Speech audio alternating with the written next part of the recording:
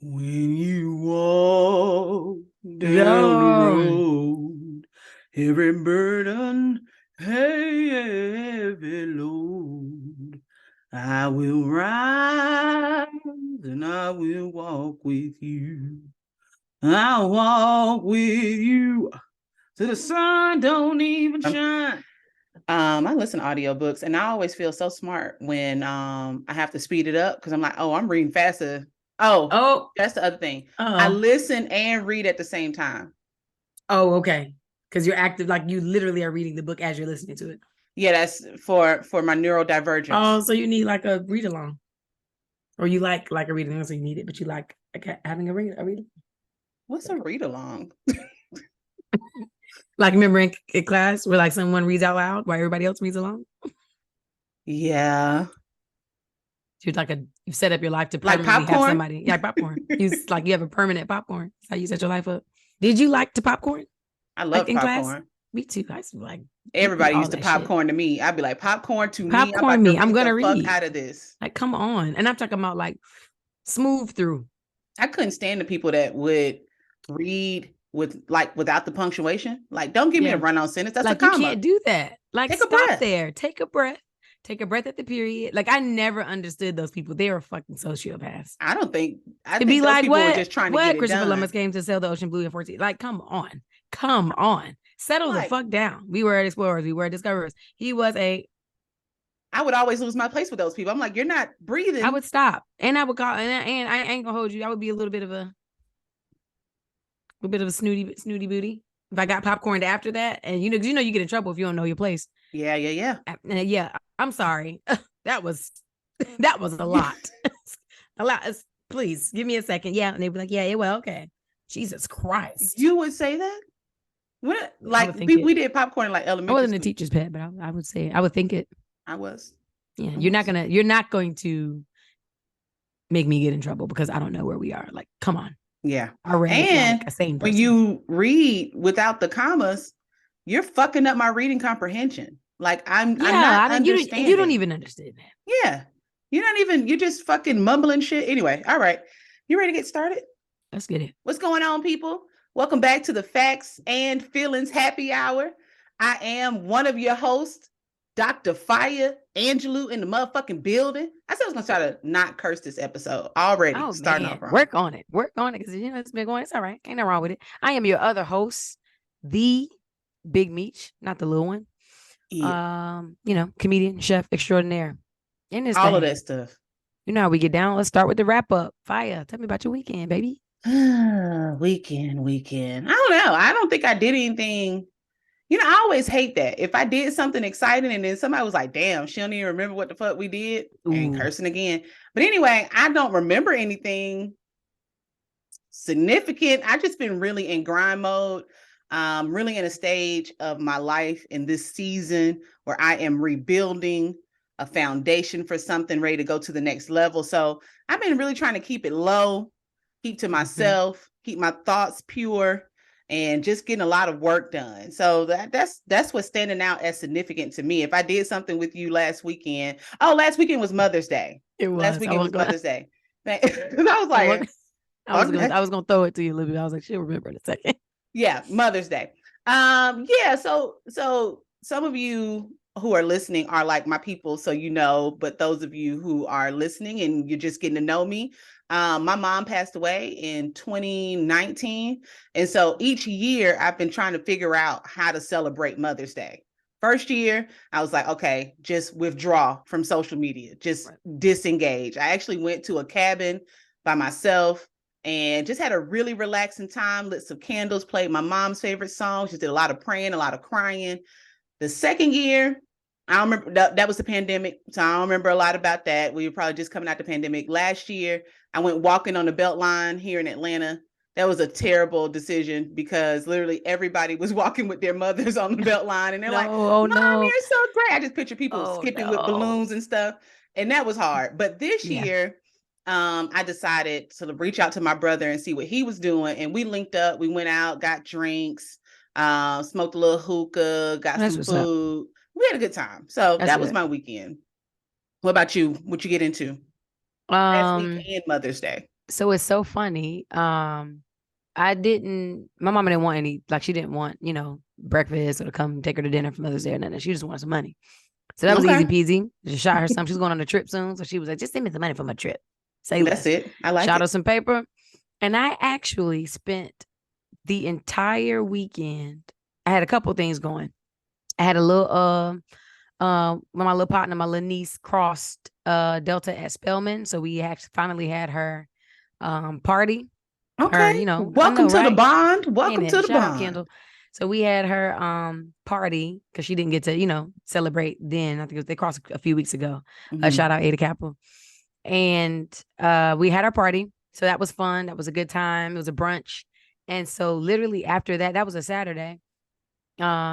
Went to a lounge to celebrate a friend's birthday after that. And Sunday, which was actual Mother's Day, I did absolutely positively nothing. I'm talking about like I Oh, tried okay. to nothing as hard as I could. I was getting tired thinking about your weekend. I was about to say you was in these streets. If you had No, said you went I somewhere on did. Sunday, Yeah, nope. I didn't do nothing on Sunday. I was like, all right, I had some things to do. I was like, you know what? I'm not doing anything. And I committed to it and I yeah, accomplished it. Because I remember like the that. last episode we talked about that guilt of not doing nothing. I was like, I'm about to remedy this. Did you sleep or did you I, just chill? I really just chilled. I did doze off at some point. I took a nap, a little nap-ish. Oh, I did. ain't nothing like a Sunday nap.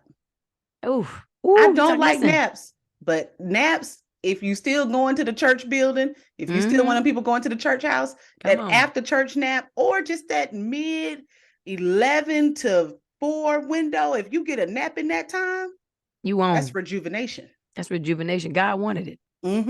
Yep. Y'all on this show, obviously it is happy hour. It's happy hour for a reason. We will always have us a little beverage.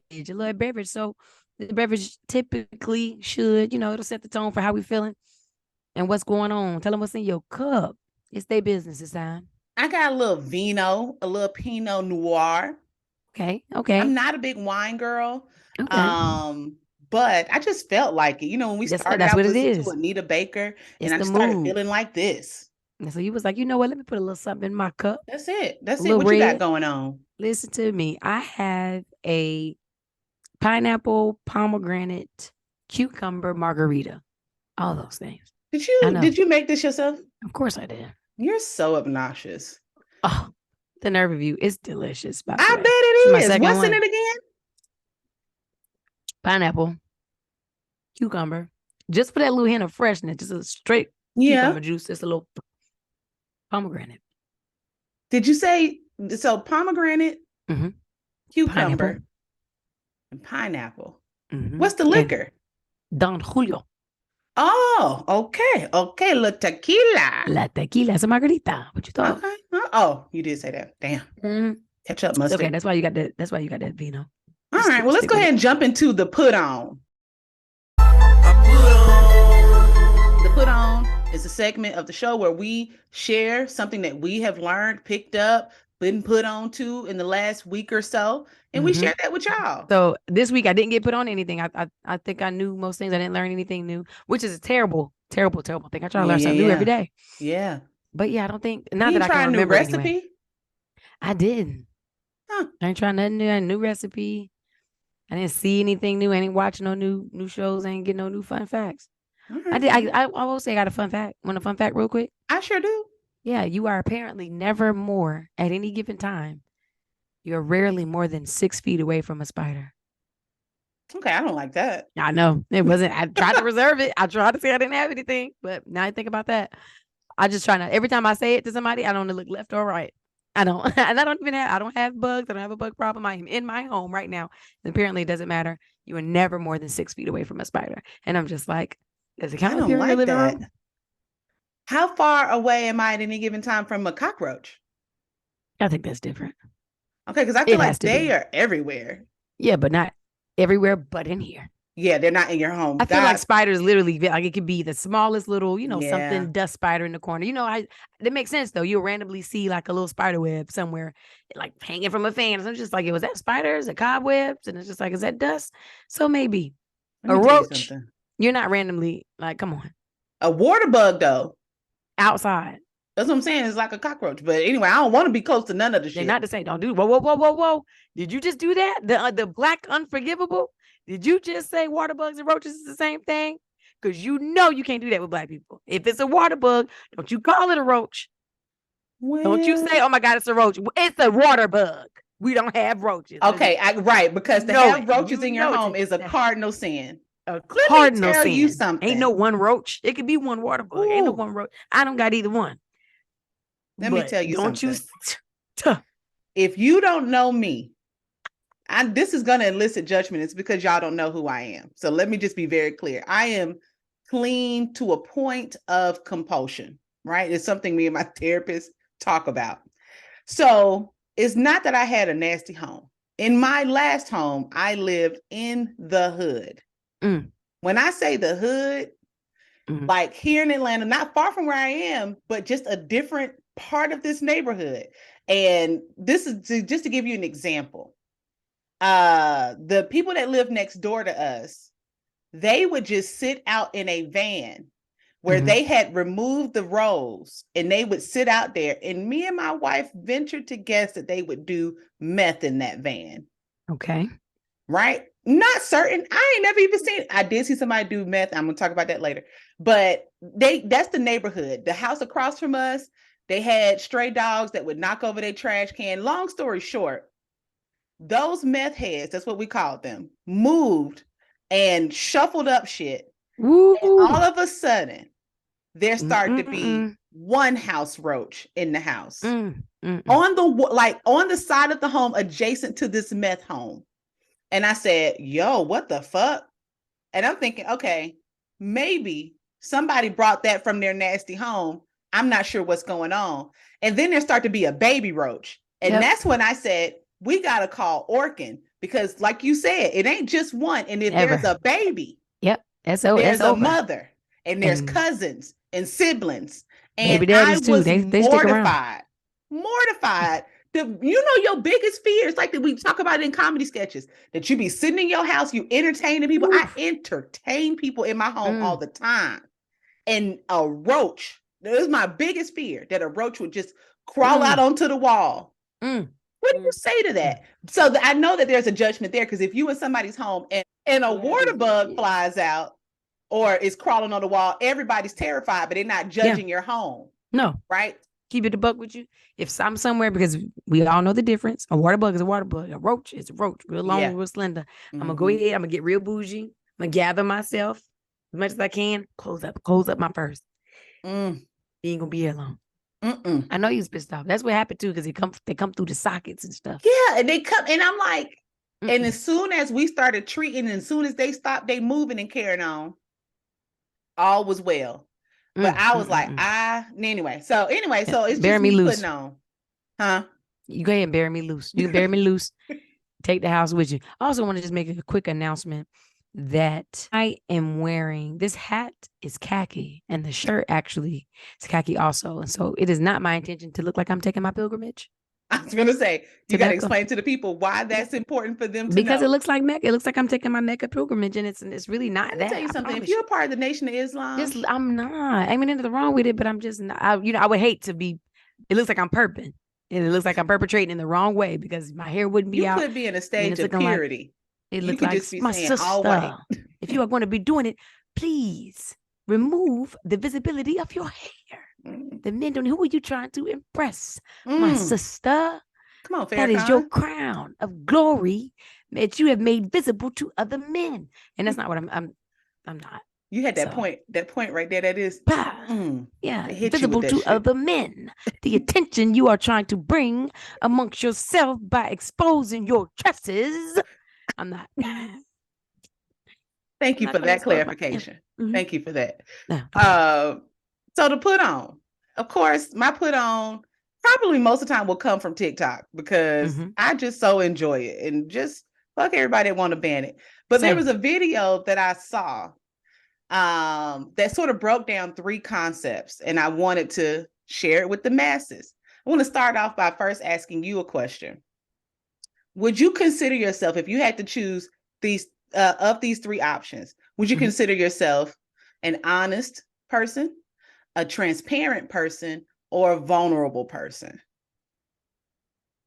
Okay, so Without asking me for additional clarification on how I'm no problem. operationally defining these. Vulnerable is out.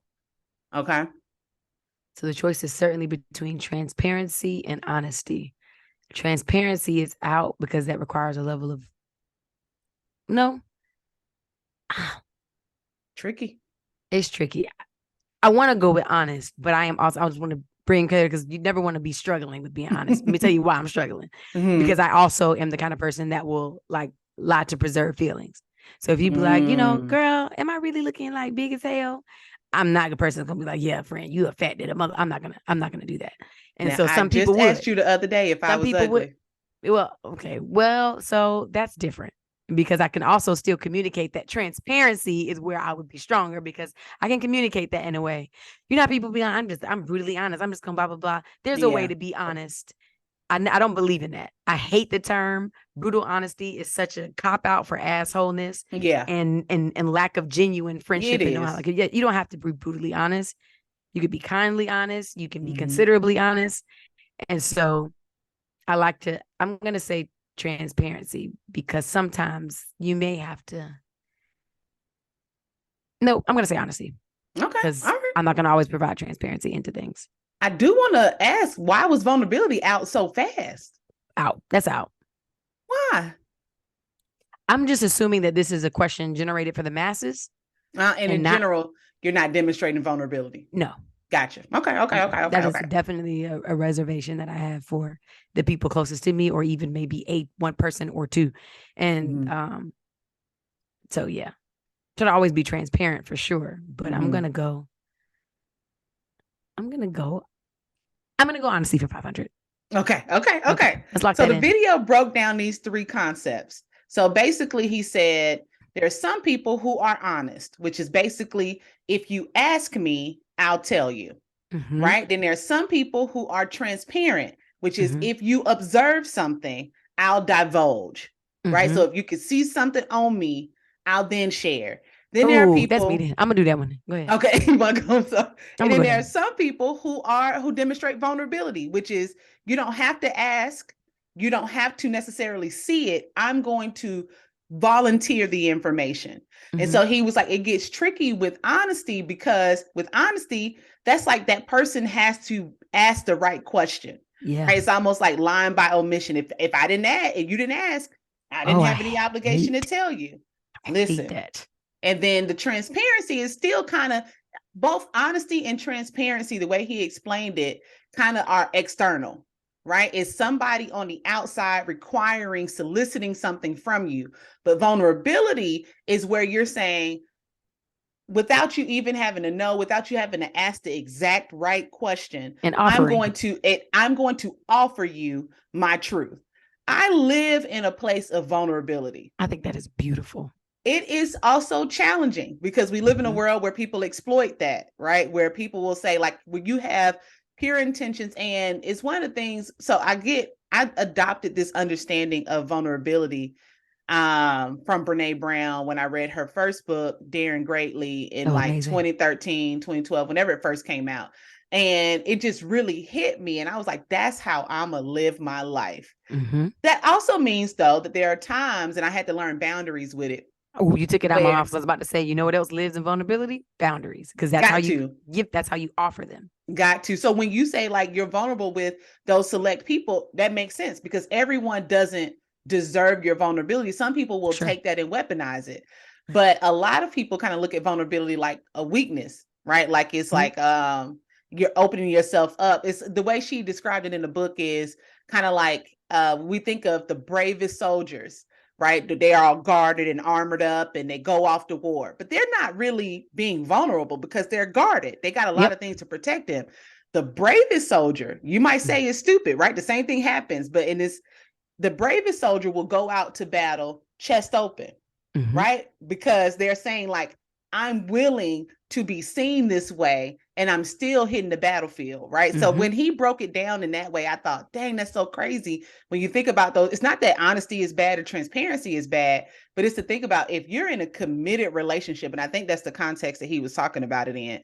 If you're in a committed relationship, this whole idea of I'll tell you the truth if you just ask the right Ooh, it's question. sickening. Yeah, it's like sickening. duplicitous. It's like it almost feels like manipulative. Like, well, she ain't asked, and Yep. it's like, And well, why should I have to? why should I have to? Which is why I answer. That's why I asked, like, is this a general concept or is this a concept within the confines of a intimate, setting or intimate relationship? Because that is literally the most, I think it's one of the most heinous and vindictive things that you could do. Yeah. Because what if I never ask? If I never ask, because I never know to ask. Right. I don't know that deep thing within you. How am I supposed to know to ask this question? And then boom, just press the magic button and you'll tell me everything I need to know. Yeah. Or the opposite. I trigger a magic button that I didn't know I couldn't have. And it's like, I didn't know. And like, you never asked. Yeah. Yeah. That's tricky. It's tricky. I couldn't see myself being partnered with somebody who who's like that.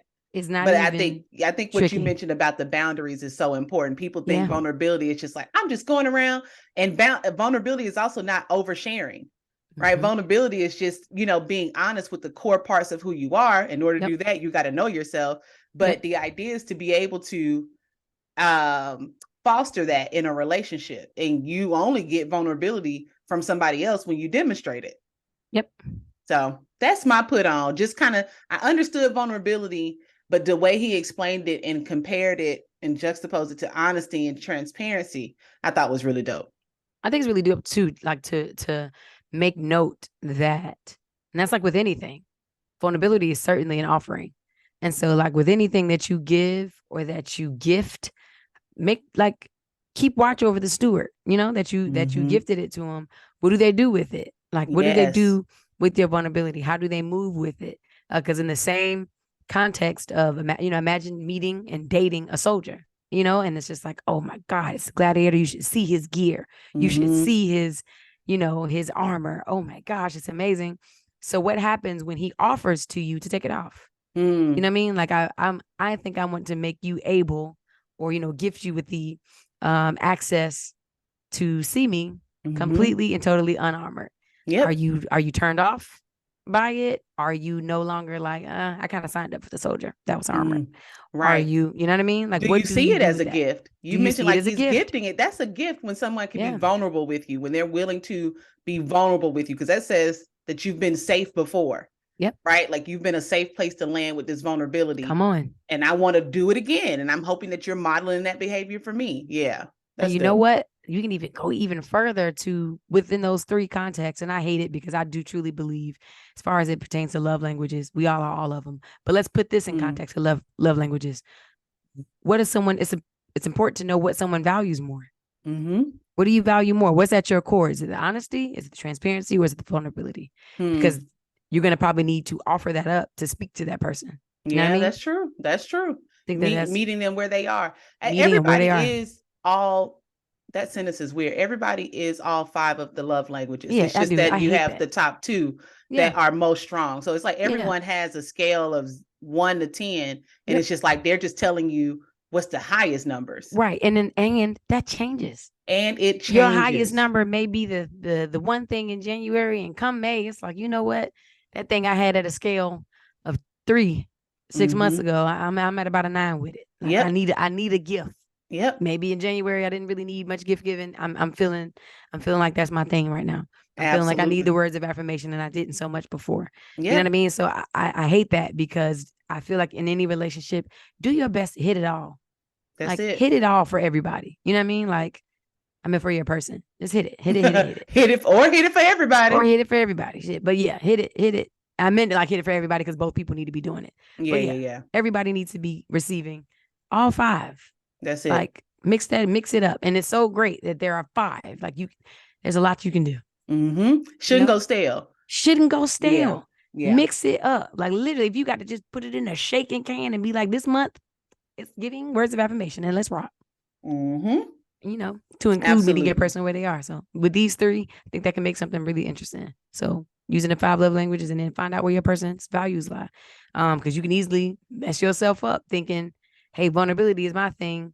Honesty, not so much. And if that person's thing is honesty, and you mess around with the mess arounds. Right. They might consider your vulnerability oversharing. But that just kind of goes back to like being equally yoked and, Yep. Again, finding somebody that matches your values. Yeah, Agreed. that's the key.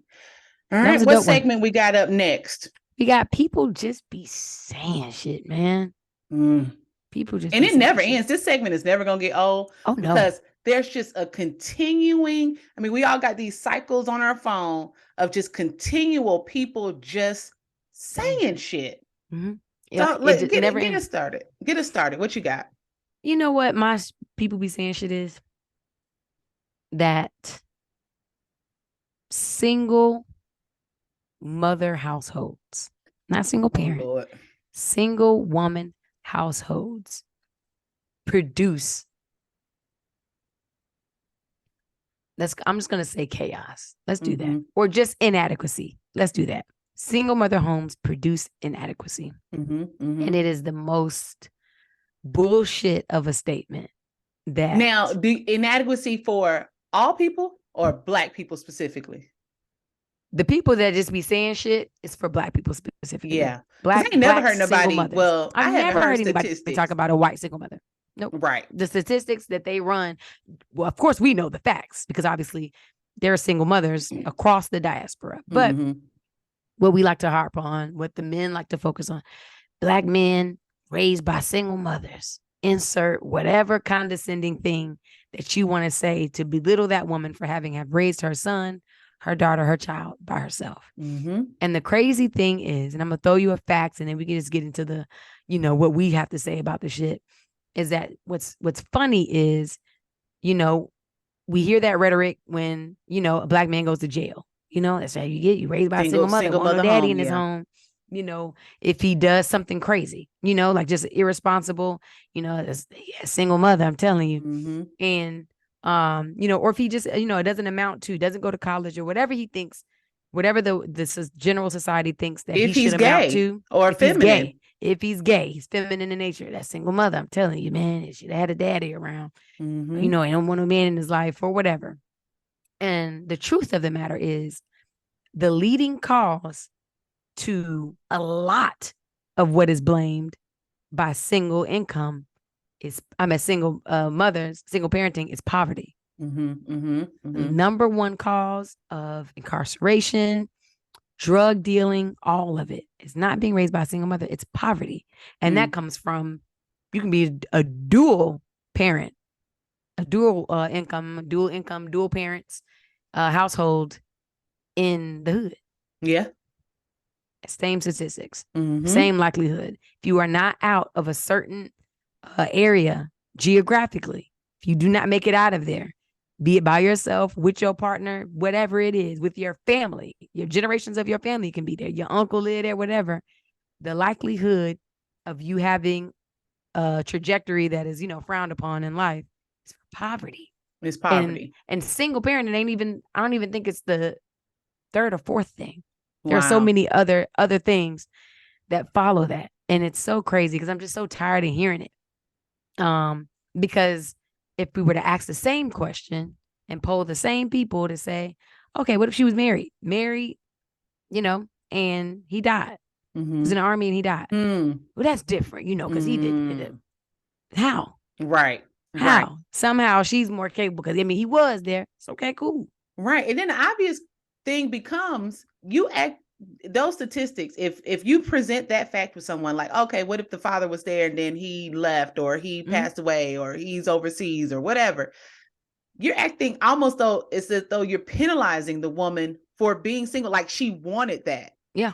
Like she wanted to raise kids, a child, have a family by herself. And what would happen is, he died. Well, I'm sure there was an uncle, around, or a father figure that stepped in. How do you know that that's not the case for this woman? How do you know that this, they're not whatever?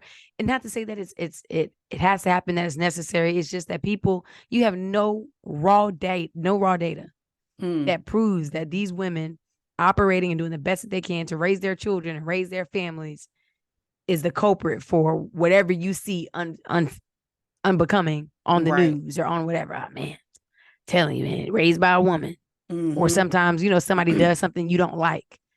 A man does something you don't like, or that's probably because raised by his mama. He didn't have his daddy. It's so obvious. He didn't have his daddy. It's a lot. And it's all rooted in patriarchy and sexism, because I always think about this, right? Me and my wife are in the process of having a family, right? Mhm. Me getting pregnant and carrying a child. Anytime I hear the Dr. Umar Johnsons of the world go to speak, right? They always are talking about the fact that, like there's not a man in the household, right? So I would wonder, those same people who just be saying shit about a single, what will you say if there are two women? Is the issue that it's a woman raising the son or the child by themselves, or is it the issue that there's no man, right? Because the idea is that if there are two women raising a child, and let's say in this situation we're talking about raising a son, right? Raising a young man. Do they offer those same statistics, right? If my son, God forbid, you said worse, two times trouble. Worse. Two bitches in there. God almighty. The boy gonna be destined. I'm telling you, keep your eye on him. Two bitches instead of one. God almighty. But it is really hard to unlearn that, because at some point I was thinking, my wife was never on board with it, but at some point I was like, okay, well, maybe I got a homeboy who would be willing to donate his semen, and then he could be like the child's father, uncle. And then my wife was like, that makes everything way too complicated. I'm like, the child got to have a man in his life. And again, that's just the shit that people be saying shit. People been saying that shit my entire life. I know that there's a balance in representation, right? Like my son will need to be able to go, or it could be of benefit for my son to go to have a male figure to go to navigate some life. But it doesn't mean that if he does not have that he's bound for the jailhouse or bound to be whipping up crack in somebody's kitchen or whatever. That's not what that means. And you know what's crazy? My timeline this week has been like excessive of those people, the people going to the street. That's like the new form of entertainment, going to the street, asking people random stuff. Mm-hmm. And it's been a trend of people stopping families on the street and asking the fathers their children's birthday. And they don't know it. None of them. None of the ones that I've seen come across my timeline. And I'm talking about upwards of like 15 I've seen come through. They don't know. Jesus. One man didn't know. His son was standing there. His son is grown. He was just like, his birthday, I know it's right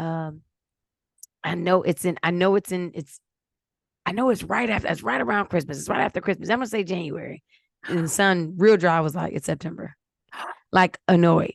September 1st. And I'm even remembering it. Obviously, it's not even my son. September 1st. They asked him 4 more questions and then said, we just asked you 2 minutes ago what your son's birthday was. What did he say? Yeah, you guys are making me look bad. I know he said August.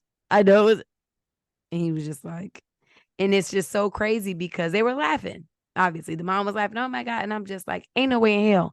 That's the raggedest shit I've ever seen. Boy. Ain't no way. And like, but that's the thing. And it's just like the people in the comments, that's where I went to get the general consensus.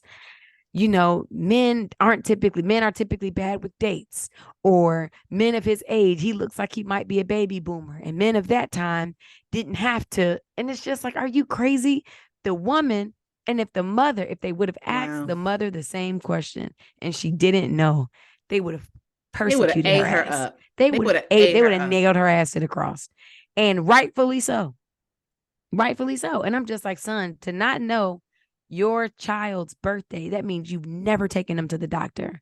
You've never dealt with his school shit. Nope. You've never done any had to fill out any forms. You've never filled out anything to help her or to even just be involved. And it's almost just like those thoughts on, you need a dad in the home. And it's just like, for fucking what? Because the sons or the children that were like sitting there looking, it was like when they even asked the question, they had no faith. They were 100% sure that he didn't know. In every scenario, they all looked like, child, this nigga. Wow. And he had been there. He had been present. And none of them were like, child, we ate. Wow. And I just that's the patriarchy. It's like, just have a man in the house. Just have him around. Just the mere energy. Literally. Actually, I was watching the Breakfast Club yesterday, but it was from an interview that was a few days ago with TD Jakes, and he has a new book called Disruptors. And I was like, let me pay attention The to this because disruptors. That's what he sounds like. I'm Charlamagne. I'm talking with the yeah, you disruptors. got to get have deeper, to be disruptive. man. CD takes me down there. But he was talking about he kind of presented the statistic around because he was talking about the multi-income housing that he's building, and he was talking about I wish I remember the exact statistic, but y'all go check it out. But he basically said like there is a data point that says that if a young Black man is even in close proximity to a household with a father in it, then his likelihood of going to prison, going to jail, selling drugs, all of that stuff is lessened just by being in proximity to families that have a father. And I'm like, I really need to see the data. I want to look at the research studies because I want to know what those other mitigating factors are. Mm-hmm. I'm really curious. And, I'm not trying to debunk the whole thing, and I don't take you to be doing this, and I'm not doing it, invalidating the role of a father. But the idea is that if the father's in the house just to be a placeholder and he's not actually being a father, then what the fuck? And then also we have, like you said, your main point was to stop demonizing women for being single mothers, and attributing that to all of the whatever shortcomings the child may have, attributing that to that woman. It's weird. It's weird. I'm gonna say this, and I have no idea, but I'm just gonna shoot from the hip on it. So I do think, like you just said, representation matters. Representation matters, period. That goes for in either direction. A little girl, I can see a little girl living with her father and brothers, not having any women to see. Mm-hmm. And then if there's a woman that lives up the street with her family, I can see it mattering. Mm-hmm. And here's why. And this is in both directions. So I imagine that it has the same effect as relationship goals, right? You get to imagine in your head what might be going on in that household, right? I bet their dad does this. I bet their dad mows the lawn. I know that's probably what boys should do. And I'm going to do that. I saw him come outside. Well, he came outside and he has muscles. A dad should probably be strong. I'm going to work out. I can see that being a thing, even if it's just completely and totally subconscious and you made up, created in your own mind. And I think that matters. And I can see why that is, like, that's a true statistic. And I'm sure it is, of it being like, hey, I can see this in real time. It's a real thing. Yeah. You have to understand that, false senses of realities are formed when you don't have the presence of something. Right. So it's almost just like, is this even real? You know what I mean? Is it possible? Is it possible? And when you can see something being possible, it becomes more of a reality and becomes more attainable to you. So that's why they be, say that stuff is just like, I ain't never even, ain't seen no nigga around here get money that ain't, if you got money, must be a drug dealer or an athlete. I ain't seen nothing else. And when you see something else, it's like, oh. And I think that's why, like they say, representation matters. That's why having Black superheroes is a thing, or having people come and visit the school. You have to see these things. I'm a Black pilot, not me per se, but if I think that every time I went on a flight, the man that fly the airplane is white, then I could resolve that in my head as a child that pilots are white. And so I think that that's a thing. I can see why it would be a thing. Do I think again that the push and the narrative surrounding, if there isn't, like you just said, if it isn't there, that it's a certain doom or a certain death, is just wild as hell. Will it help? Sure. I've had people tell me, I have my parents are together. I've had a dual parent, it's what I've known. I know the inner workings of my house and my parents' marriage and what it looks like inside. But I've had people tell me like, you must be so lucky. I imagine and insert whatever they think might be going on in my house. And in my head, I'd be like, y'all. Right. I imagine a bunch of shit too. But I too sit and imagine. I too sit in the damn imagine inside the goddamn walls. Yeah. But to your point, a few things. To your point, when we don't have all of the inside information of their inner workings of the relationship, I can imagine what I want and use that as what I love. Why I'm loving this podcast so much is because the way you just described that is an academic term, which is called creating a possibility model, right? Which is why that's representation. Mary, I think her name is Mary Elderman, said, you can't be what you can't see. right? Mhm. So it's the idea of just seeing, like to your point, just seeing somebody, that representation is important, which makes me think of a tangent. But I just feel like I have to bring it up, which is why there are a lot of people, and I'm not sure where I am with it.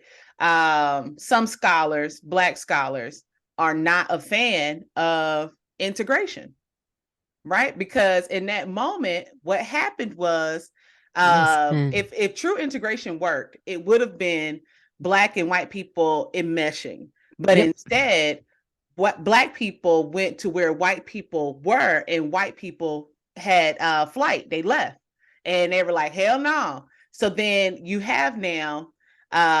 It wasn't where, again, integration wasn't a thing where white kids were saying, you know what, I wanted to go to this inner city school in Detroit, and so let me go over there. It was always Yep. Black people moving into whiteness. And so then now you have what you hear now. You have these neighborhoods, these Black neighborhoods, where your affluent Black people have left because white supremacy is a thing, and they want to aspire and have more, and they deserve more, and they worked hard. So now you don't have a neighborhood where you have your Black doctors, your Black nurses, your Black educators, your Black people running the gambling house down on the corner, your Black people doing the bootlegging. You don't have diversity of Blackness. It becomes a point where white flight sets in, redlining sets in, and now you have these underprivileged neighborhoods where I'm only seeing people that are struggling like me. So Yep. at no point do I get any possibility models for how I can get a life other than this. And so I can make that same tangent in terms of, me and my wife talk about this all the time. What we are doing, being two neurodivergent Black women that are choosing to be in relationship with each other in this time, is fucking radical, because we don't have any possibility models. Think about what, I can't think of any openly Black lesbian couples other than Lena Waithe and Cynthia Vivo, or whatever her last name is. I can't think of any that are open and out, that we could say, dang, that's one way to do it. I can see how they're building their life, and let's use that as a foundation and pivot. Surely I ain't got nobody in my life I done seen be Niecy Black Nash, yay, lesbian. with old girl Niecy Nash. I ain't saying you want to model your life after that, but she, No. But I mean, yeah, she gay. Well, yeah, well, fellow, yeah. Well, what? fellow. Well, I don't know what that lady. I didn't mean to say. You ever heard her talk? You ever heard that? Yeah, The Jessica, girlfriend talk? Jessica, with that's her name. with a name like Jessica. Jessica, and it'd be like, Jess, say something, and it'd be like, Yeah, and I'm not even, I ain't want to talk. I got a little something going on in mine, but and she just be like, she got Barry White, you got Punky Brewster. You know what I mean? It's just different. is that what it's given? Yeah, you just got Brittany a spunky. Griner, another one. I don't know them people. I'm not talking. I'm just talking about what they sound like right now. Okay. If you see her, I was having such a hard time, and I'm so happy, real quick, that she's free and that she's home or whatever. Ooh. Do you understand that I was watching those interviews? They kept showing her, and I kept being like, I can't hear her talking because the reporter keeps talking over her, and he keeps interrupting, and it was her talking. And then I was like, why cut them locks off? Over? And I was like, he's like, yeah, I'm excited to come home, and I was like, why does he keep interrupting her? God damn, let her talk. He's talking like he Brittany. Yeah, he's talking like he her, talking about how he feel. And it was her the whole time. I was like, God damn. Yeah. Anyway, yeah, I can agree with you. I am interested to know real quick, and we're going. Should I get into this tangent? Should I? Yeah, I want to know where you said you're not sure where you stand on it. Why? Well, I can tell you what the fuck I stand. I stand with them. That's how I do that. I do. I mean, for the most part, I am a person that's like, let's fucking leave this place. This place is terrible. Let's get the fuck up out, or let's build our own community or whatever. But I just know that this country was never really committed to offering equality. And that's a part of the reason why I can't work in the line of work that I do, because that is a core belief of mine. I don't think they will do it. I don't think they ever had intentions to do it. Nope. And so if we had remained, let's say it wasn't a separate but equal thing. We know, like, let's say, actually, let me rephrase that. Let's say it was an actual separate and equal situation. Then okay. right? But I think they would have been content with leaving us separate and unequal, right? Like knowing what I know about, even when I learned the true reasoning and the true foundation of why HBCUs were created, it tore shit up for me. But I just don't think they were ever committed to offering equality. So that means that we would have just been relegated to living in these like terrible, terrible situations. And at least integration puts on paper that we have access to these things. But were they terrible though? What's that? The situations, they weren't terrible. If Tulsa they had, was not terrible. no. Well, no, those weren't, right? When you could be free from whiteness, but in this country, you can't. Like, look what they did to the city that was Lake Lanier. They flooded it, right? And made Lake Lanier. So well, look what they did to Tulsa. Look what they did in New York. But in the event that it was a completely, we're not gonna fuck with y'all, we just don't want y'all over here with us, I think that could have been a thing. I think that Black armies could have been formed. I think Black armies could have been formed to protect those towns and cities and businesses and all of those things. And the truth of the matter is, it wasn't, because it was like, let's not make too much noise. Like, we over here, we got our stuff. We won't need, we're gonna let them, if it's time to go fight, they can fight. But it was just like, no, separate us all the fucking way. Make this hemisphere of this country for Blacks and watch it thrive. If we could have just even had just the whole California, just that whole thing, separate. Go ahead. In an imaginary setting where that's possible, I got you. Absolutely. But in this country, even if they said it, they didn't do it. I agree. They saw Black neighborhoods doing well and they tore them up. Mm-hmm. You know what I mean? So I don't know how we got here. Yeah. I don't know how to get us back. I got you. I reel us back on in. So that was the people just be saying shit and rooted. Oh, that was your people just be saying shit. Yeah, that was my people just be saying shit. And that was the men raised by women. We get it. Like you said, the statistics, it just don't hold. Y'all just be saying that shit, but it goes much, much, much deeper. There are so many other prominent factors that play into that. And I just want to kill that narrative, because again, like you just said, we get it. I get what you're trying to say. We can definitely say representation matters and it's everything, but there are other factors. And so let's not disregard that. Now, you got your shit. What do people just be saying shit on your end? So I saw an interview with Finesse or Finesse 2 times, however you say his name. I don't know, but he's a rapper. And Finesse got on there and he was like, oh, okay, so are you seeing somebody?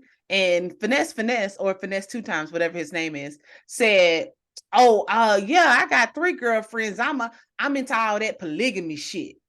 And what I am so tired of is y'all confusing polyamory with polygamy. Mm-hmm. And I just need to do some course correction for people, because I think a lot of people will give the definitions. No, y'all get the definitions wrong too. The terms are different. And I'm here to help you. This ain't my big facts, but I'm gonna give you some big facts real quick. That's all right. Give me the facts. Give me 2. Boom. So, tell me what polygamy is. Polygamy is marriage. Yep. Polygamy is being married to multiple people. So there's 2 different types of polygamy. There is polyandry, which is a woman having 2 or more husbands. You don't hear about that because sexism, patriarchy.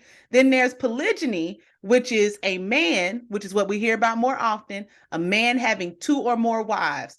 Key thing to remember here, polygamy involves marriage. Yep. All right. Polyamory is having multiple loves. If we break the word down, I'm not sure what gimme means. Poly means multiple. I'm imagine that gimme must mean something about doing with union or marriage or something like that. Polyamory, multiple loves. So there's many different types of polyamorous relationships. There could be a quad where there's 4 people that are in relationship with each other, or there could be a triangle where, let's say, me and my wife are in a triangle polyamorous situation. She has a relationship with that third person. That third person has a relationship with me, and we got a relationship with each other. Everybody got a relationship, right? Well, so let's throw in the third one, because I'm glad you said that. Mhm. In polyamory, I think it's important to know that because y'all also do a third thing. Oh, give Y'all it to try me. to make polyamory a thing of, I want to engage in polyamory. And if I did it, it would be a situation where I have a relationship and I just do what I want to do on the side, but don't nobody know about nothing. That's just That's just cheating. you just cheat. You just want to cheat, Because or you a want to key fuck over, thing, or we gotta understand it. Don't nobody know nothing about nobody. Okay, that's fine. That's y'all yeah, open but that ain't relationship, but it ain't polyamory. poly. Yeah, you just got an Right. open relationship, and that's That's fine it. too. Something Yeah. different. Right, right. So the idea is to draw the difference. I jokingly say a lot of people are in polyamorous relationships, they just don't know it. And it's This a is true. joke because polyamory involves consent. Yep.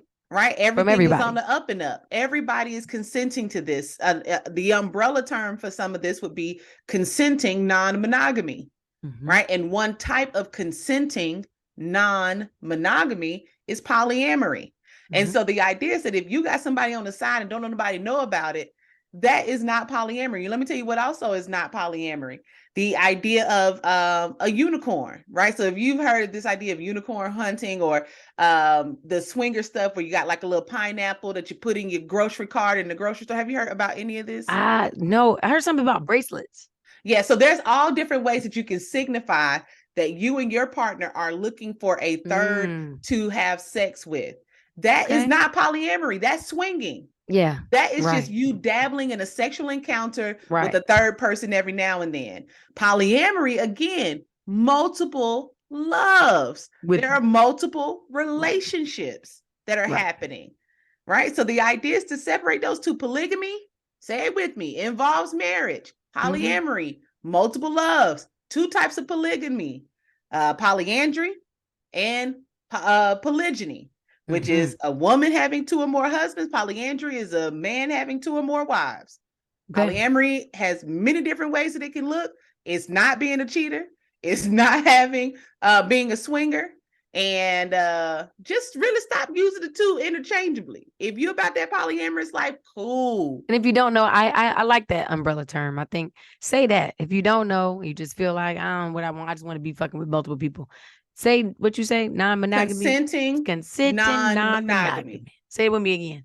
Consenting non-monogamy. Look at your neighbor and say, neighbor, consenting non-monogamy. That's it. That's it. That's it. That's all I had. I just get so tired. I have heard literally any podcast or people have accused like you mentioned Will and Jada of being polyamorous. They wouldn't, right? Because they have not, number one, they haven't disclosed anything. Y'all don't know what be happening. Right. What she had going on with August Alsina, we don't know. Right. But the idea is that if Will knew about we know. It was a entanglement. It was, there we go. It was an entanglement. Okay. So I just wanted to clarify that because I'm sick of y'all just be saying shit. All right. Yeah. All right. Next up. If it ain't one thing, it's a motherfucking other. Come on now. Come on. Y'all know what that's about. I'm gonna tell you what it's about. Cussing. See? It's because that one hits. And it make you feel like that. It make you feel like, because that's how it feels. See, that was a prime example. You don't wanna. She didn't want to curse, but if it ain't one thing, that's how it make you feel. It's another. So getting into the if it ain't one thing, it's another. You can kick us off. Go ahead. What we got? What we talking about? Start with the Beyonce spoilers. Oh, for the concert? Yes. Okay. So I'm a person. I know that I am an OD person with spoilers. I don't, when a series is on television, I don't even look up how many episodes is going to be in that series because I want to be surprised. Like, oh my God. Right. I don't want to be anticipating an end. I don't want to have any information. I don't watch the coming up this season on. I don't watch that. I don't watch on the next episode of, I don't watch that. Right. I just went on a trip to Jamaica. Other people planned that trip. I didn't look at the resort or nothing. I put my total faith in the people so that when I got there, that is wild. So when I got there, I'm having a fresh experience, pure experience. I do not fuck with spoilers. So I know that people are going to be, I knew when she had that first tour day in Sweden or wherever that, okay, it's going to be on social media. So I know to just scroll real fast. I can almost turn my eyes off while I'm keeping them open where I don't even process what I'm seeing. But then I got people in group text threads. Oh my God, look at the merch. I'm so excited. And or look at this video. So she gonna be doing this. She gonna do cuff it. This she gonna go into this song. I don't want to know that. And I think for me, it's just because all it does is build up too much anticipation, and then anxiety, right? Because now when I'm getting there, guess what? I'm not having a fresh blank slate of a good time. I'm up here waiting on her to do cuff it, and then waiting on her to blend it with cranes in the sky, whatever the fuck she doing. Because I want to have a blank experience. And so I can govern myself accordingly on social media. But to those who know me, don't send me no more shit about what Beyonce is going to be doing. And it's going to be terrible for me the days that she's in Atlanta, because I'm going the last day in Atlanta. Ooh. So that means whatever she does that Friday. I was just about to give you a present too. Oh, what you mean? I was gonna give you a gift that Beyonce understands that there are people in the world like you, and there are people in the world like the people you're talking about. So she did something to circumvent that. You want me to tell you? Nope. So I know usually what she does at her other concerts is there always something that is city specific, right? Yep. And I know what we're seeing. No, don't tell me. I'm just about to tell you what it is. You're gonna feel it anyway. It's not that kind of secret. It's pertaining to this. So every city she'll be wearing something different. Oh, and I think that was her gift to be like, damn, I know this is probably gonna get out. Everybody's gonna be looking for this outfit, but I'm going to give every single place. And the girl made right. And it's just like, damn. Now everybody's gonna be like, this is a special uniform she wears. So she has apparently 300 outfits that were designed specifically for this tour. I think that is wild as hell. And I'm talking about high dollar outfits. She had custom Goyard, custom this. I'm just like, Jesus Christ. Wow. But yeah. Wow. So maybe that'll help. And I don't know if she'll be rearranging. Beyonce is just that. She's just that bitch. Well, she might even shuffle up the show a little bit. You never know. She have normally 6 shows that she's putting in rotation. You just never know what you're gonna get. And then mix up with the outfit, it'll feel like something new for you. So I hope that. But I want to be clear. When people send this and they say, "Oh my God, I can't wait," I know what they're talking about. I delete it out my thread. I don't look at it, and that's good. I haven't seen anything. I just want people to stop trying to send me stuff. I've seen her show in Sweden. I saw from, if I wanted to, I could have saw from start to finish. And because my good friend of mine put it on his story, and he had like stage, like he could reach out and touch. That's how close he was. And I was like, boy, God damn, you got some good. Who you know? And then also, I don't like people. I don't like your friend. I mean, I'm sure he's a great person. Yeah. But don't like that he did that. Yeah, because I was just talking to somebody about this. The people that be putting the recording video clips on your phone, or you FaceTime your friend, or you just on Instagram live the Enjoy whole time. The show. What are you? Anytime I have done that, because I'm not gonna act like I'm above it. I have done that before. Like, man, this is so great. I'm gonna do this. And then now maybe it's an age thing, but at this point, I know I ain't finna go back and watch that video. And most of the people that I want to see the show, they are coming with me, or they going on another date. So what I'm gonna do is record it with my mental mind. I don't care what version phone you got, whatever. When you around 1 million people, it don't never look like how it need to look. And you can never get it out. Like it's never enough Wi-Fi, enough bandwidth to get it out. But so you're doing it the next day. You're doing it the next day. It was amazing. He looked like he did that on a 4K. It looked like he had this kind of like a bootleg in the. Wow. I was appreciative of it. Do people that don't happen no more? No. People don't boot. People don't. For the people listening, if you don't remember this, you might be too young to be listening. But there used to be a time where somebody would go to the theaters. Yeah. Get that middle seat in the back. Before cameras were real small. Even when they were small, they sitting there like this. Whole time recording. You was real good. You had a setup. You had a tripod at least, so you wouldn't shake. You had a good quality bootleg. That's crazy. That is wild. Insert pop. Oh, now everybody just stream it from their broken in Rokus and stuff. Gotcha. Amazon Fires and all that shit. That's a new bootleg. We don't have to do that now. But I mean, you watching it in 540K with Japanese and it worked. You still watch bootlegs? Absolutely not. But there was a time, we all had the Fire Stick at one time. No, I was saying absolutely, like it absolutely. That's what it'd be looking like with the Chinese letters on the bottom, the yellow letters. What's the last bootleg you watched?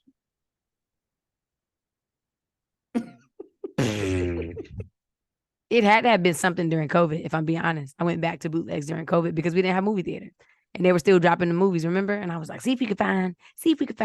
That's recent, friend. Can I tell you something? Yeah, you ain't downloaded nothing off the thing, like I off fuck with them torrents and shit. Man, that would I be said so I jailbroke my aunties, and then I tried to watch the shit, and I was like, it was a bigger. And so I also say this because I have it's so funny how you people have standards. I do not bootleg big box office Black movies. I go and see them. I have a standard, and I do not bootleg movies where a black person was a director. I do not bootleg movies where look at all these qualifiers. You're trying to redeem yourself. No, it is, and I have not bootlegged a movie that needs a theater, like something like to date. I haven't seen the newer Avatar because I know that I need the full-fledged thing. I know I just hadn't gone to see it. It was supposed to be a thing at a date set up. The date fell through, and I just never went. It was so good. It was a while ago. I don't know what the last movie I seen bootleg is. I can't recall the last one, but I know it wasn't pandemic. I know it was some time before that. It was definitely. I've definitely been on. See if you could find it on the. What did they even call it? It's on a Fire Stick, but I forget what it was called. You know when everybody was jailbreaking Fire Sticks? That's what it was. Yeah. I did it for my auntie. I did hers, and I was like, okay. I downloaded the word you're trying to think of. Yeah, little interface, whatever that shit. Yeah, whatever that is. But put it on. It had like dinosaurs or some shit on it. Whatever. Yeah. I've done it for people. Yeah, I typically can't do it here. I have all Apple products. You just don't need to do it.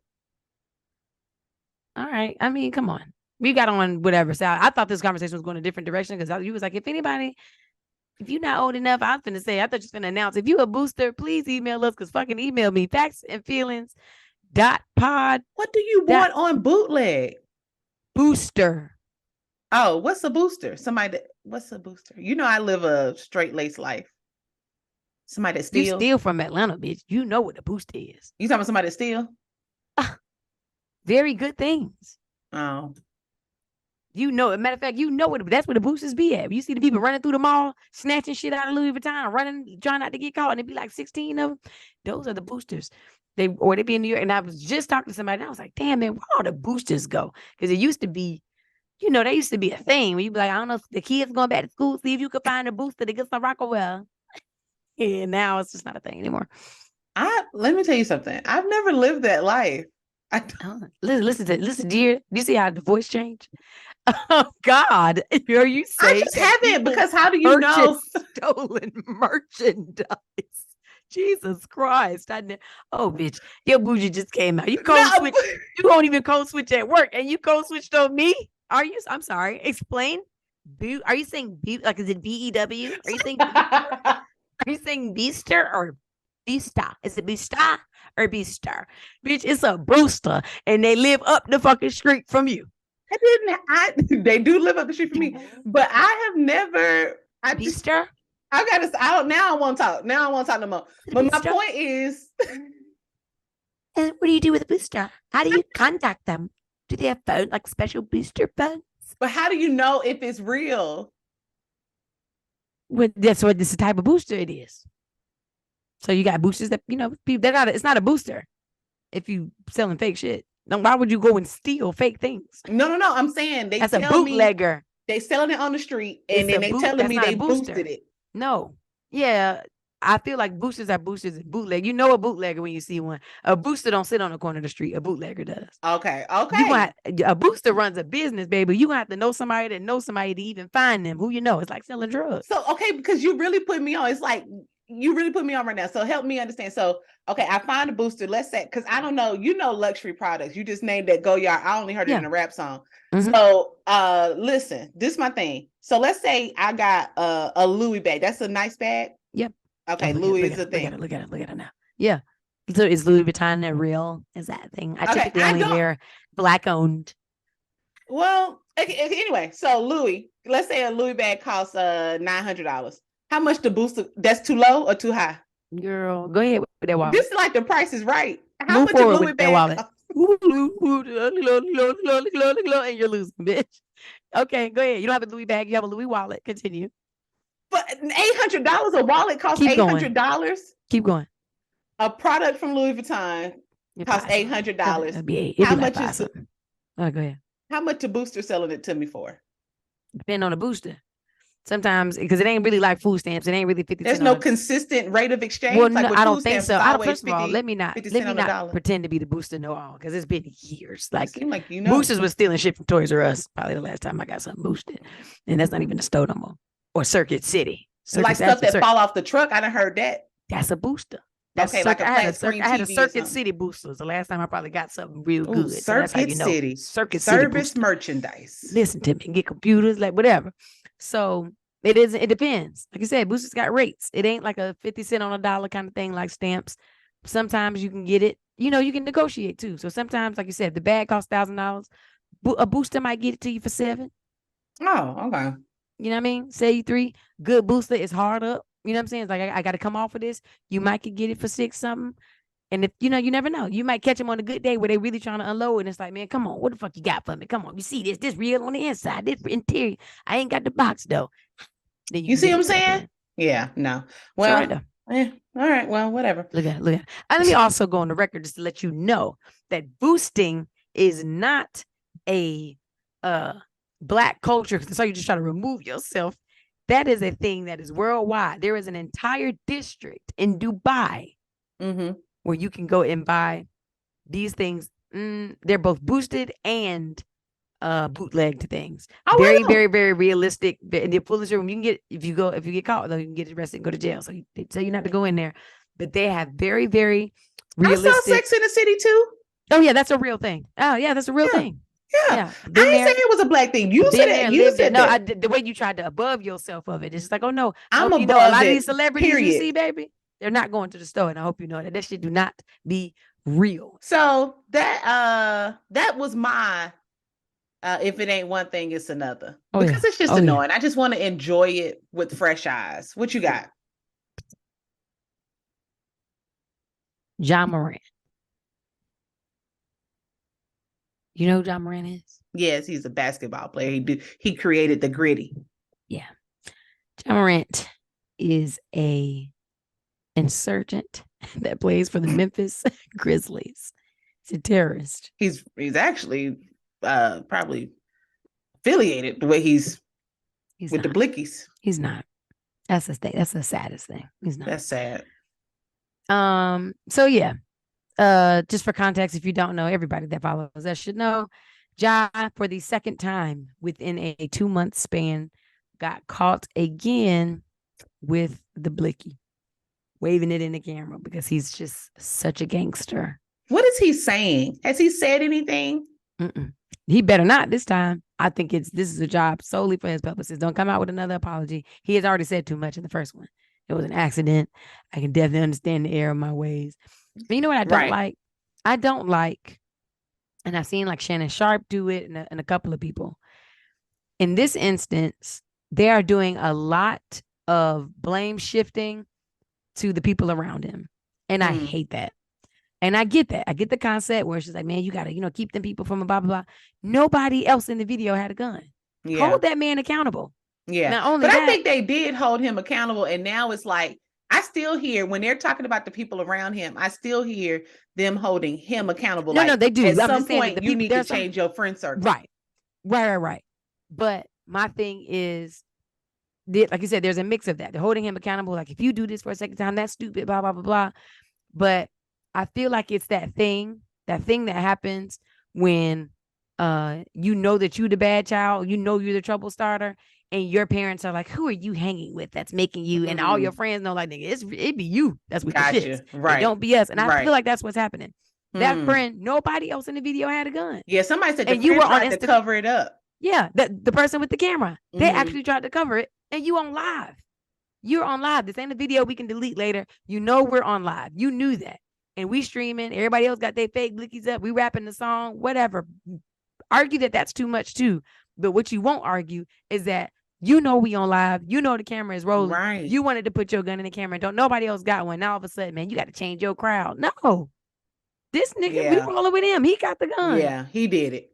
He did it. And also don't just assume that because I'm LeBron James and I got my head on straight and I'm a multi-billionaire, I want this little nigga with me. No, he's a menace. He's a menace. He cannot be tamed. I don't want him around me. I don't want him around my children. Is he from Memphis?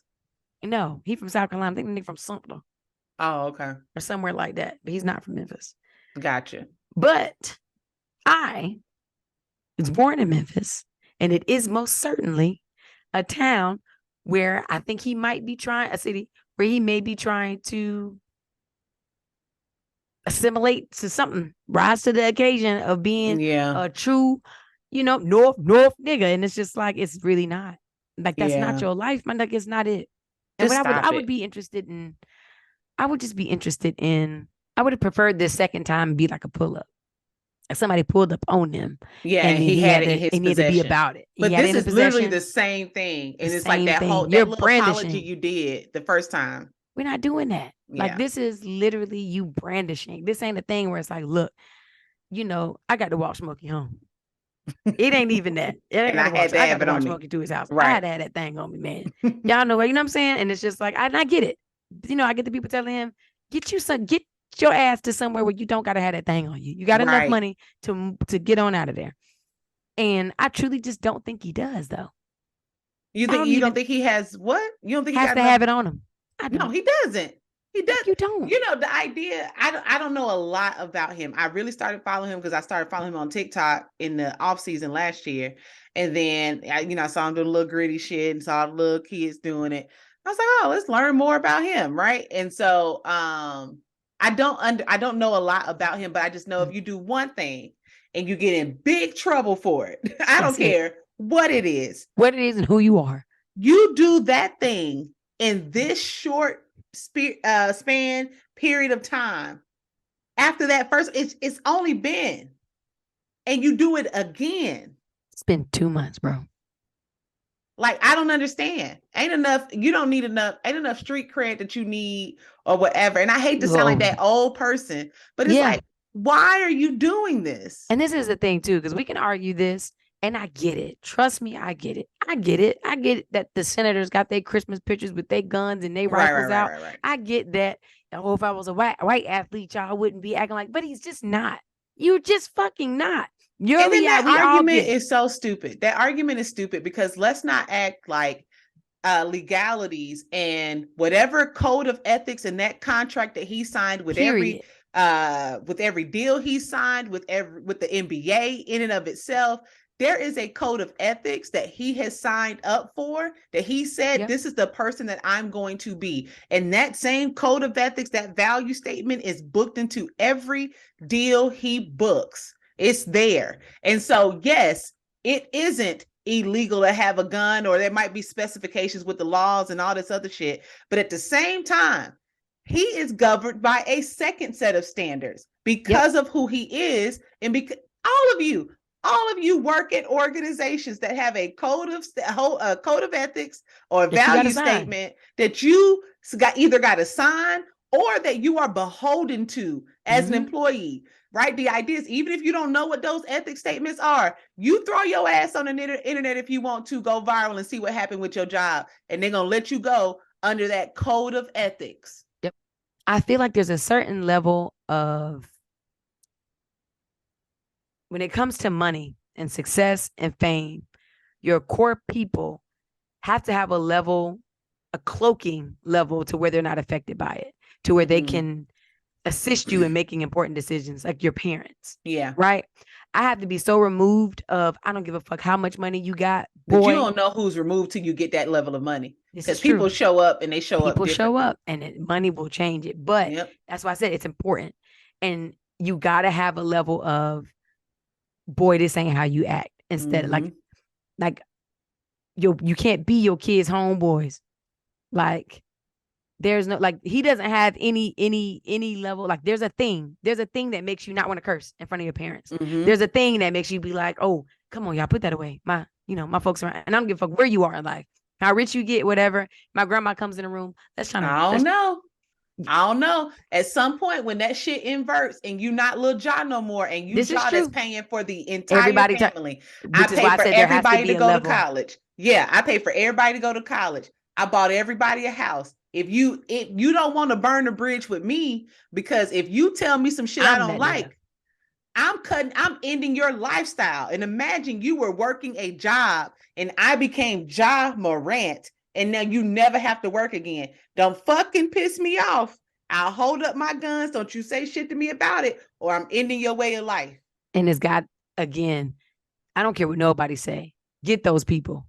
Yeah. There has to be, because somebody, it gotta be somebody. They become yes men. Yeah. Don't nobody want to piss you off. I don't want to make them mad, because at the like end of the Robin day, and Whitney. Yeah. It's right there. It came right to my brain. Came right there. That's next. That's up next. Either way, Ja, I wish him, the best. It's difficult for me to feel sorry for him. Like you said, I get the laws, I get the double standards, but it's not really, because like you said, there's a completely separate code of ethics for the NBA that you are being held to, and so is everybody else. So boy, fuck over this money if you want to, and you will be listening to your unsung later. What's the big facts? We can wrap this thing. Man. Do you want to go first? No, you got the facts for this thing. I don't have the facts. Oh, I remember I gave my big fact earlier about the spiders. Look around the room. 6 feet. Why would you bring that up again? I know, because you had forgot it, and I needed to rattle you up a little bit. Like a bad child. Anyway, so for the big facts, enough of y'all are not talking about this, and I think it's because you don't understand the ramifications. But have no fear. Dr. Fire is here. With the big facts. Give it to him. Y'all may have been seeing all the bullshit that Ron DeSatan is doing down in Florida. So Ron DeSatan has just been doing one thing after another. And it just so happens that one of the things that he just did recently on Monday impacts me and my livelihood. So let's get it. So, and there's only one that I'm going to speak to articulately. But the first thing is the immigration law that he just signed, which is basically anybody that's undocumented has to be removed from their job if their employer employs more than 25 people. If you are known or rumored to be undocumented, then or hiring someone rather who's undocumented, that's a felony now.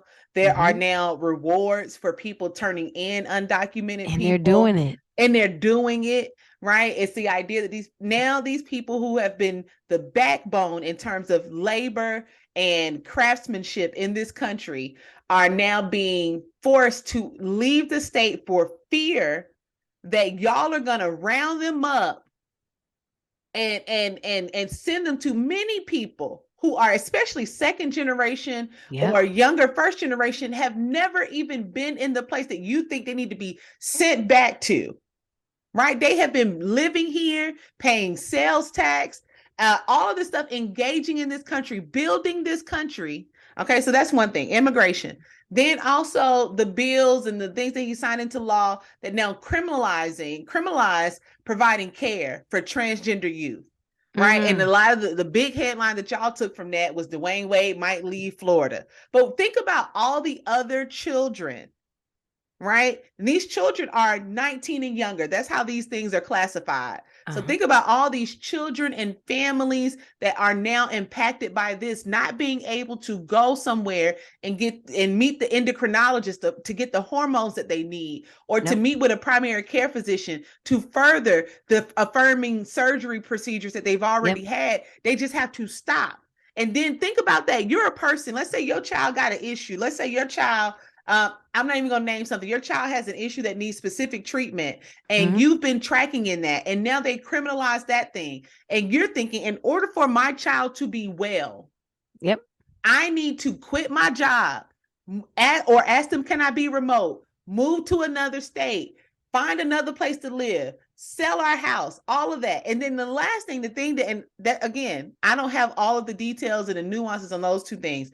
But what I'm talking about today, and it's not because it's more important than those two things, but it's important to me because it's, again, in my line of work. DeSantis signed a bill on Monday that bans the funding, right, of initiatives tied to diversity, equity, and inclusion. If you are a publicly held state-funded institution, you can no longer allocate those funds to those offices. Now, you might say, again, none of that has to deal with me. I don't have a transgender child. I don't have somebody I know in my life that's undocumented. I don't work in the area of diversity, equity, and inclusion. So if those jobs go away, what the fuck it matter to me? Think And you know what's about funny? this. Go for I it. like that you said initiatives because that's what it is. You know what he said? Hmm. Experiments. You see what I'm saying? Experiments tied to He's like, D. those Not it's experiences are like, tied to excuse me, discrimination and but go whatever. ahead. And the idea is that it's so crazy. So this is how it's important. This will ban what can be taught in a publicly state funded university. Universities are supposed to be the places where you can push the envelope, where you can further knowledge by saying, no one's ever thought about this. So let me think about it. That's why we have freedom of expression and all of those things, because the idea is that we're able to continue to learn. That's what's supposed to happen at our universities. But I told y'all last episode that y'all are anti-intellectuals. So I don't know where y'all think knowledge is created, but I'm gonna let you have it. The next step is that it will ban the funding of any organization on a campus that is advocating for or discriminates on the basis of race, sex, religion, and a one that doesn't even make sense in here, Meech, color. What the fuck is a color? Like for that to be written into the law. The law. Any organization that discriminates on the basis of color. So that would either mean two things: that these people who are writing this bill thinks that black and white are not distinct races, and that we're talking about colors of people, which wouldn't make sense because you're not black in color. I'm not black in color. Right. No one is white in color. Even people, anyway. So the idea is that race, color, sex, religion, if you have a student organization that is built upon any of those tenets, the university can no longer fund it. So that means sororities, fraternities. Yep. Also, the university will no longer fund organizations that support social or political activism. That means your NAACP. That means your collegiate black men, collegiate 100 black men, and all that stuff. That means those organizations are no longer funded. And you might say, okay, I'm not in college, Fire. I don't care. I'm not in college. If you can't see what's happening. But listen, I'm just going to drive it home even further for them. This also is a part of this stay woke bills where they're telling you that they won't be teaching their kids about the stuff that really happened in this country, right? Where they're saying, oh, it wasn't slavery, it was indentured servitude, and it was only for a little bit of time. And then Dr. King came and there was equal rights. If that's the stuff that they're saying, they're banning books. They've banned Animal Farm. They've banned Handmaid's Tale. They've banned The Hate That You Give. They've banned Ibrahim Kennedy's How to Be an Anti-Racist. They banned all of that shit. And just to be clear, there are over 20 states doing the same fucking thing. I was literally about to say North Carolina is one of them. North Carolina, Texas, South Carolina, Georgia, Tennessee, Alabama, Iowa. 20 states that have bills just like the ones that are in Florida, but we're so distracted by the ones in Florida, you're not paying attention to what's happening in the legislation where the fuck you are. And why does this matter? Because when they take our history out the books, when they have like just textbooks that don't talk about George Floyd, that don't talk about Jim Crow, that don't talk about redlining, that don't talk about gentrification, that don't talk about the Ku Klux Klan, when they take all of that out the books, imagine you have a 5-year-old child right now. It is now the year 2038 and your child is 20 years old. They've had a curriculum that has taught them that this country is the land of the free and anybody can be whatever they want to be without regard to race, creed, sexuality, all that shit they say in the Constitution and all that stuff. Your child is grown up not even knowing that these things exist. They don't know about sexism. They don't know about homophobia, transphobia, racism. They don't know about any of that because it's taken out of their textbooks. But they inevitably and still encounter these things because racism ain't gonna go away. Sexism ain't gonna go away. Classism ain't gonna go away. Dimitri just told y'all that social class, poverty is the main determinant for crime and all that stuff. And if white supremacy doesn't play a factor in this, then why is it that Black people in this country have like $400 of net wealth when you compare the same thing to white people and it's hundreds of thousands of dollars?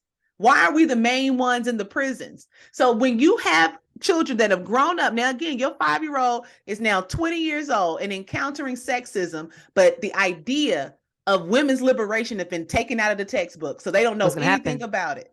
It's illegal to ask the question. It's illegal to ask the question. So what do you think that happens to the child if they tell you that all of these things are possible, but they still oppress you? Then you start to feel like I'm the fucking problem. If all things are equal, then why can't I be doing as well as my friend Timmy over here? It must be that I'm a shitty person. You are. Right? And that's when you know that white supremacy has won. Yep. That's when you know that white supremacy is won, when you internalize something about yourself that has manifestations as a result of external forces. It's another form of it. And it has, let me tell you something, white supremacy, and I'm just talking about within the confines and the guides of this country, must live on in any way, shape, or form. And so what happens is it reinvents itself. It has to look different now. Technology is advancing. That old mentality of just walking up being like, you's a nigga and you're less than me. That shit is old. That shit ain't working. Right. You get your ass beat that way. And so we got to play it different, because what's going to happen is we're just going to regurgitate the information. We're just going to put it on your social media. Y'all see what's happening in Florida? Y'all see what's happening in Texas? This shit, wow. But nobody's doing anything. Nobody's going to vote. There isn't going to be an uproar until it's too late. There will be. Crazy. It'll be an uproar or whatever, but it won't be organized. I don't think it will be. And this is why I'm not trying to be cynical. I'm talking about, listen, it's going to get to the point, and this is whatever shit, girl, they may flag the damn podcast. It's going to get to a point where we watch these shows and you can, say I'm a, fucking conspiracy theorist, whatever you want to say. But I think it'll get as deep, maybe not while we're here. It'll get as deep as what we see on Handmaid's Tale. And it's not going to be to the point where people are knocking on your damn door being like, don't you grab shit? Don't you move shit? Let's go. You go into this bus. And then people are going to want to fight. You're going to want to, let's stand against this, but you're going to be unarmed and unprepared. You know what's funny? You know what I think about often? There are some people, Kanye, or, just people that you have the first nature to be like, man, there were so many slaves in our ancestors. Why they just didn't fight back and whoop their ass? This is what it looks like.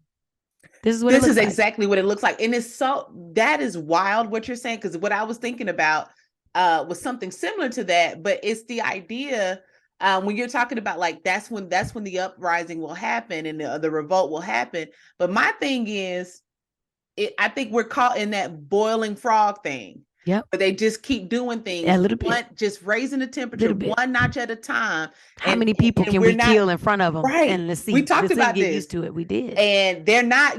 We're not alarmed because it's not that much warmer than it used to be. But then they turn it up again, and it's just getting a little. And because they're doing it notch by notch, then you become more comfortable with it. But to me, it's I think social media helps to distract people. I'm not trying to be this person, but I am this person. But I just feel like the news media cycle can tell us what to care about at any given second. And so it's like DeSantis is doing this, but we're talking about any other thing. And I know that people are, capable of learning multiple things. But I think when we talked about in 2038, when your 5-year-old is now 20 and encountering all of these systems of oppression, but he or she or they are not aware of any of these things other than the ramblings that they've heard you say in the house, it reminds me of Carter G. Woodson's quote. And it says, to handicap a student by teaching him that his Black face is a curse and that his struggle to change his condition is hopeless is the worst sort of lynching.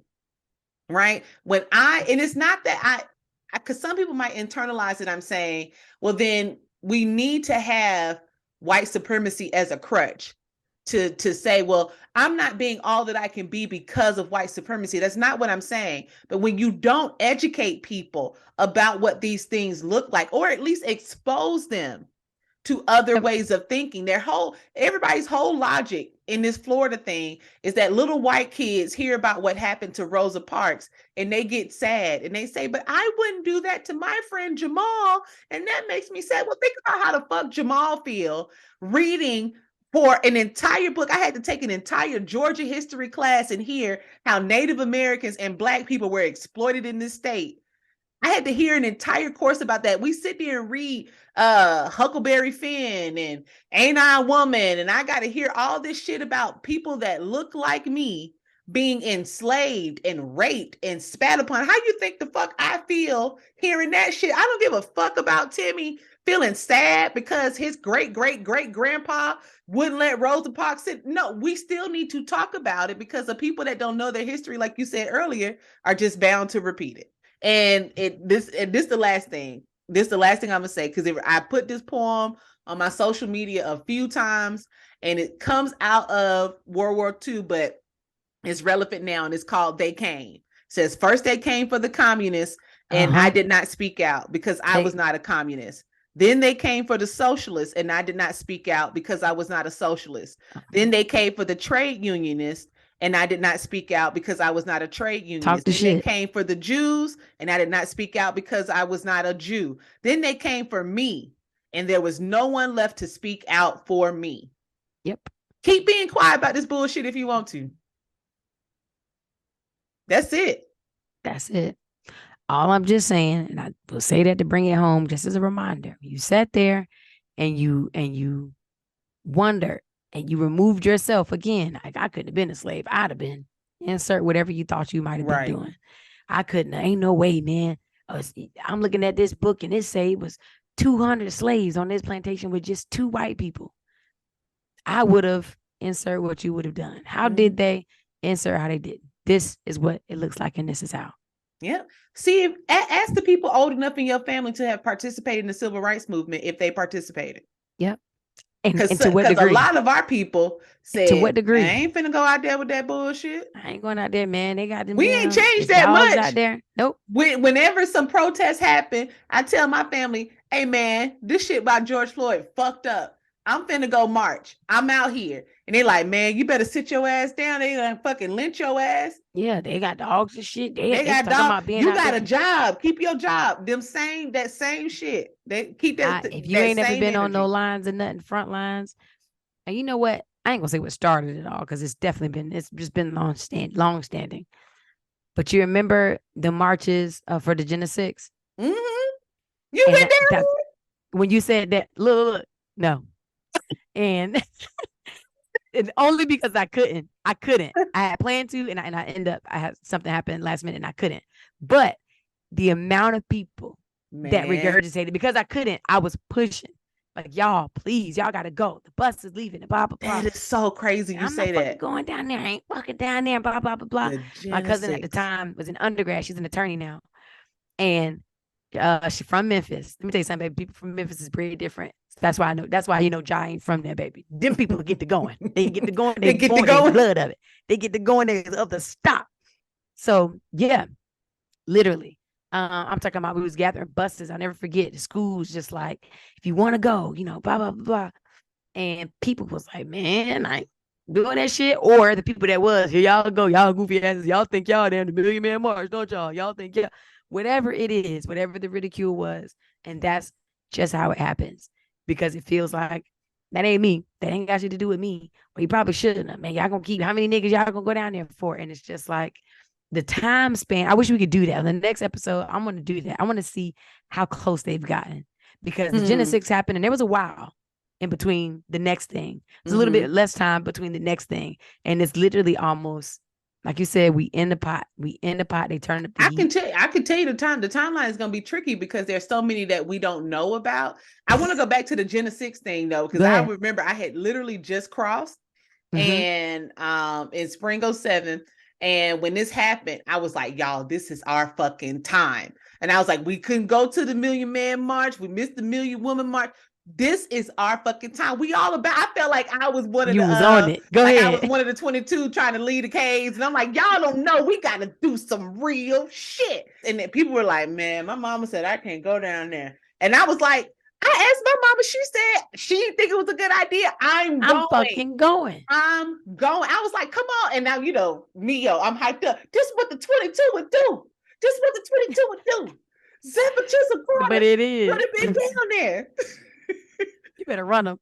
Shot Charlie Murphy. Oh, Bo. Would have been there. Yeah, I was so amped up about that shit. The 38 on my line. 38 on my line. How many? It was about a good 4 or 5 of us. We went to Genesis 1 and 2. Because one was down there, and then Genesis 2 was in DC. We was up there hanging with the Saras. But I went to that one. Didn't go to the first one. The first one, though, I feel like that's the one that hit. That's the one that set us, put that fire in us. And it's so funny. I have no memory. Yeah. Like what? I have pictures. Somebody recently, I'm gonna post a picture on our Instagram for the podcast.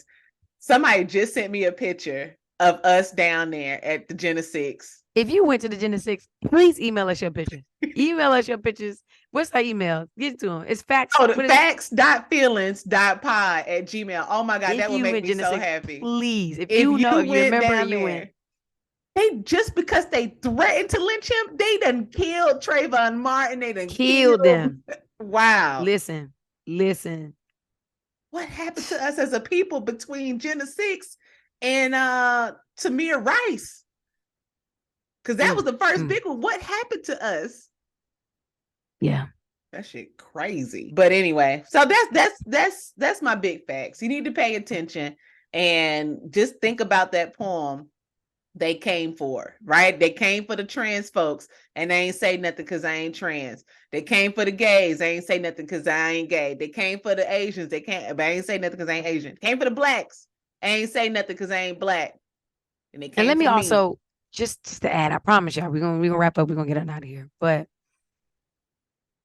as it pertains to your feelings, your whatever, everybody can have their own feelings, right? I'm just gonna touch on this for 2 seconds for the trans kids, that they're denying the medical attention to. I want you to think about the worst thing that could happen, right?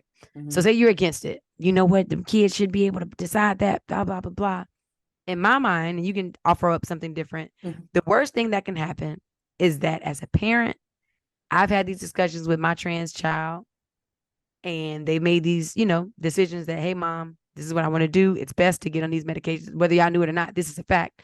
The reason they're fighting for it is because it's better to do it earlier because certain things are just it makes it more difficult after you've gone through puberty, after you turn 18 or whatever. Some stuff is kind of too late. I mean, it's better to get in front of it, which is why they want to make these decisions. At the very least, the worst thing that can happen is that this child turns 18 and within their family, they're like, damn, I wish I wouldn't have did that. And I wish I would have kept my dick. I really wish I would have held on to my penis. And I wish that I would not have changed myself into a girl. What happens to you? Right. What happens? No. As a fucking outsider voting against it. Right. What business of it is yours? Nothing. The Not worst a thing. Damn thing. Like, I just gave you the scenario of the very worst thing that could happen between that parent and that child that has expressed that this is what they want.